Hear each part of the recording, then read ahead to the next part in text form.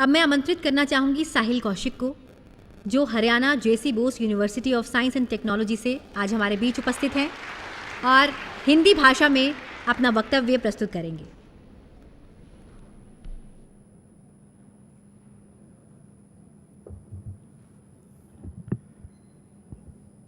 किसानों, पहलवानों और जवानों की धरती, गीता के उपदेश की धरती या कहूं धर्म की धरती हरियाणा से आज मैं Sahil Kaushik, J C Bose university of science and technology YMCA Faridabad का छात्र, आप सभी का हार्दिक अभिनंदन करता हूं। मैं अपने वक्तव्य की शुरुआत गुरुदेव रविंद्रनाथ टैगोर जी की नोबेल पुरस्कृत पंक्तियों से करूंगा, गीतांजलि की, जिसमें कहते हैं where the head is held high, where knowledge is free, where the world is not broken into fragments by narrow domestic walls।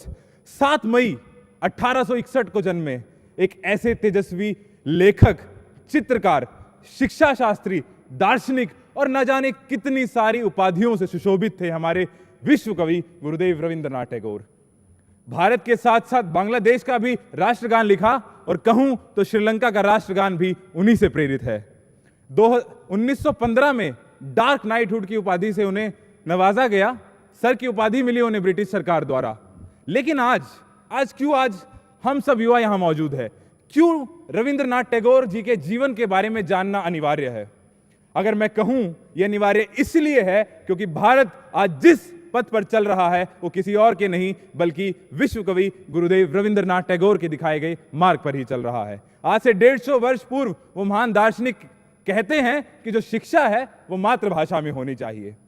उन्होंने शांति निकेतन की शुरुआत करी इसी तर्ज पर, और आज 2020 में नेशनल एजुकेशन पॉलिसी लेकर आती है भारत सरकार और कहती है कि अब शिक्षा मातृभाषा में भी हो सकती है।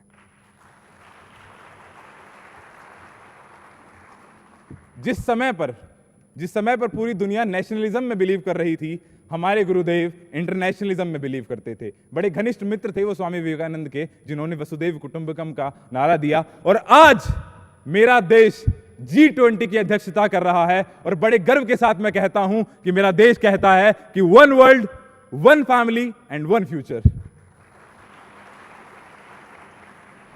ऐसे देशभक्त, चाहे वो 1905 का बंगाल विभाजन हो या फिर नाइटहुड की उपाधि वापस करना 1919 के जलियांवाला बाग नरसंहार के बाद, उन्होंले कहा कि हर पुरस्कार, हर सम्मान मेरे देश से पहले बिल्कुल नहीं है।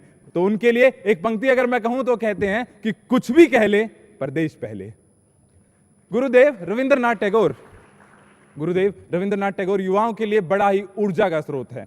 वो कहते थे कि मिट्टी से आजादी, मिट्टी से मुक्ति पेड़ के लिए आजादी नहीं है, यानी हमें हमारी जड़ों से जुड़े रहना बहुत जरूरी है। आज हम अमर हैं, अकबर है या एंथनी है, सब जानते होंगे। आज हम अमर हैं, अकबर हैं या एंथनी है, हमें जानने की जरूरत है कि हमारी जड़ें किशन लाल से जुड़ी हैं। आज हम हाथ जोड़कर पूजा करें या हाथ खोलकर पूजा करें, लेकिन देश हर धर्म से पहले हमारे लिए है और राष्ट्र सर्वोपरि की नीति हम लेकर चलेंगे। गुरुदेव रविंद्रनाथ टैगोर की जयंती पर आज यहां मौजूद एक मेरा दोस्त कश्मीर से मसरूफ आया है, उसके बाद केरला से निकिता, एक गुजरात से जानवी या फिर नागालैंड से न्यूबी आई हो।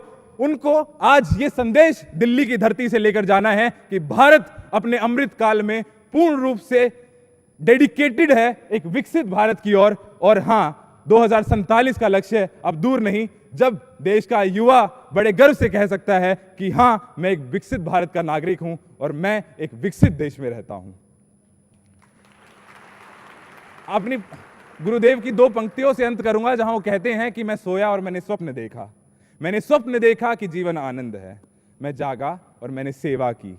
मैंने सेवा की तो जाना कि सेवा ही आनंद है, सेवा ही आनंद है।